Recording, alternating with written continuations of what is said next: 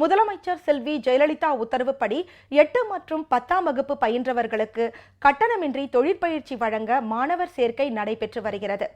சுமார் 600 அரசு மற்றும் தனியார் தொழிற்பயிற்சி நிலையங்களில் வரும் 20ஆம் தேதிக்குள் இணையதளம் மூலம் விண்ணப்பங்கள் வரவேற்கப்படுகின்றன. தமிழகத்தில் மென்மேலும் தொழில் வளர்ச்சியை ஏற்படுத்தவும் அரசு மற்றும் தனியார் துறையில் வேலை வாய்ப்பை அதிகரிக்கவும் திறன்மிக்க தொழிலாளர்களை வருடந்தோறும் உருவாக்க தொழிற்பயிற்சி நிலையங்கள் மூலம் மாணவ மாணவிகளுக்கு கட்டணம் இல்லாமல் மேலும் பல்வேறு சலுகைகளை முதலமைச்சர் செல்வி ஜெயலலிதா அறிவித்து பயிற்சிகள் வழங்கி வருகிறார்.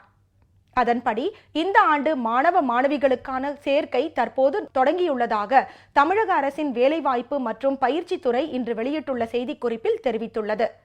Peter, turner, machinist, computer operator உள்ளிட்ட பிரிவுகளில் சுமார் 30,000 இடங்கள் 590 அரசு மற்றும் தனியார் தொழிற்பயிற்சி நிலையங்கள் மூலம் வழங்க நடவடிக்கை மேற்கொள்ளப்பட்டுள்ளதாகவும் skilltraining.tn.gov.in என்ற இணையதளம் வாயிலாக விண்ணப்பிக்க வேண்டும் என்றும் அதில் தெரிவிக்கப்பட்டுள்ளது.